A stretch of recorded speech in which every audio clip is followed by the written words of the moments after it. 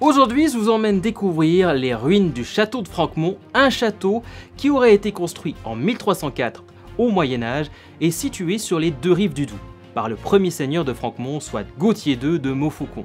A savoir que ce château aurait été construit sur d'anciennes fortifications gallo-romaines. Le lieu en fait un endroit quasi imprenable avec une vue à 360 degrés et des falaises très imposantes qui servent de murailles naturelles. Le château a été édifié sur deux terrassements superposés. Disons qu'ils ont construit la plupart du château sur des bases solides puisqu'il y avait déjà des ruines et il y avait déjà un statut naturel de roche. Donc en soi, ils ont construit par-dessus. Mais ce qui reste, c'est plus rien. Il faut se dire qu'à l'époque, ici, c'était un lieu de vie. Donc il y avait vraiment beaucoup de gens qui venaient pendant la journée. On avait des nobles, on avait des villageois, des fermiers. Mais il y a eu aussi des guerres. Un château avec une histoire compliquée qui aura vécu plusieurs successions et des guerres, comme la guerre de Bourgogne et la guerre de 30 ans. Le château de Franquemont, qui paraît malgré tout imprenable, a quand même fait l'objet d'un siège en 1474 par les troupes confédérées suisses avec plus de 500 assiégeants qui finirent par gagner la garnison après un siège de 3 jours.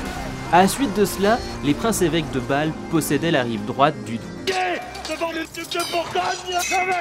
Je suis vassal du roi de France et m'y tiendrai. Puis d'un second siège en 1636 par les troupes suédoises durant la guerre de 30 ans.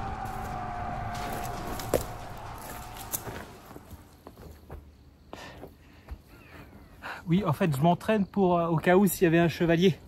On sait jamais. À savoir qu'on fabriquait des pièces de monnaie dans l'enceinte du château et que certaines de ces pièces vaudraient aujourd'hui entre 4 à 5 000 euros. Donc si jamais vous en trouvez, bon, ça va être compliqué parce qu'il ne doit pas en rester beaucoup, il faut creuser, mais si vous avez de la chance, peut-être que vous en trouvez encore. Nicolas de Gilet reste le plus célèbre propriétaire du château de Franquemont, en raison des monnaies qu'il fit frapper à son nom entre 1538 et 1557. Il s'agit en fait de contrefaçon de monnaie. Ce droit de frapper la monnaie fut totalement contesté par l'évêque de Bâle, vu qu'on était sur son territoire. Le comte de Montbéliard achète la seigneurie en 1595 sans reconnaître la souveraineté de l'évêque de Bâle sur ses terres, ce qui fera rager le bon évêché. Et aujourd'hui, ce qui en reste, on voit juste les différentes terrasses qui faisaient ce château. Il y a quand même une histoire assez intéressante et assez intrigante dans ce château, c'est que suite à une querelle, en fait, on va dire religieuse et économique, eh bien, il y a eu un énorme procès. Et puis, le comte de Franquemont qui va racheter en fait les terres contre l'avis de l'évêché de Bâle, eh ben, il va profiter, après un procès, de placer le luthérisme. Parce qu'ici, en fait, c'était en majorité catholique. Puis ça va poser un gros problème, puisque l'évêché de Bâle ne sera pas extrêmement content de cette nouvelle.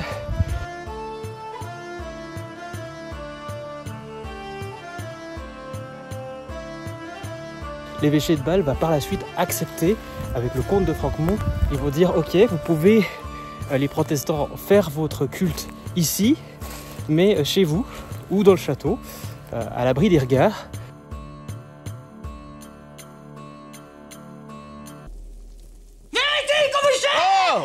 Oh, ça va, oui? Ah ouais, non, je m'étais assoupi. Les rivalités économiques et religieuses entre les princes-évêques et les comtes de Franquemont, qui se disputèrent la possession du château, au XVIe et XVIIe siècle, aboutirent à la destruction de l'édifice par l'évêque de Bâle en 1677, contre l'avis des gens de Goumois et du voisinage. À savoir quand même que le dernier habitant du château était le comte Claude de Franquemont. Pas en dehors du chemin de la rédemption, Satan. Non mais sérieux, si. Mon bûcher. Non mais de toute façon, tirez-vous quand il est comme ça, on peut rien faire. Bah oui, c'est con parce que On peut se rendre compte même que si l'homme n'a plus rien fait à détruire le château, eh bien on peut voir que la nature, elle a repris son cours, que l'environnement est plus fort que l'homme. Et les seules choses qui restent, c'est les fondations, les bases de ce château qui a disparu du jour au lendemain, laissant place à la végétation et à la nature. À la suite de la destruction du château, les habitants utilisèrent les pierres pour construire des habitations dans la région, des Franches-Montagnes dans l'actuel Jura suisse, comme à Goumois où certaines pierres viendraient de Franquemont. Les ruines finirent par se transformer en une sorte de carrière qui permettra la construction d'habitations. Plus tard, les ruines de Franquemont furent utilisées par l'évêché de Bâle pour délimiter les frontières en posant des bornes et surtout pour ne pas perdre certains territoires lorsque le royaume de France commença à s'agrandir.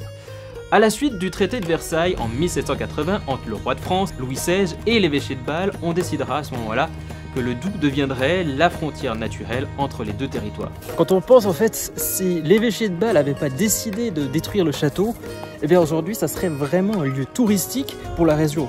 Parce que faut s'imaginer quand même la grandeur du château quand on voit par drone, bah, ça paraît complètement presque dingue qu'il a été détruit du jour au lendemain. Et pourtant, bah, on pourrait presque dire sous un coup de tête de questions religieuses et économiques, eh bien, de désaccord finalement, il a été détruit et on a utilisé les ruines pour recréer d'autres choses, mais le château, lui, il a disparu. Je suis le comte de Montmirail. Comment as-tu l'impudence de juger et d'exécuter quelqu'un sur mes terres? J'ai seul droit de vie ou de mort dans ce comté. Ça se situe sur un plateau qui sépare le Doubs de la France et de la Suisse. Donc c'est vrai qu'à l'époque, c'était vraiment un lieu stratégique, autant pour le commerce que pendant temps de guerre ou des sièges. Ça avait une grosse importance. Bon, on est terminé avec ce château. On va gentiment retourner sur nos pas. On arrive à la fin de cet épisode et si vous avez aimé, n'hésitez pas à liker, à commenter et même à vous abonner. Et moi je vous dis à bientôt pour un nouvel épisode.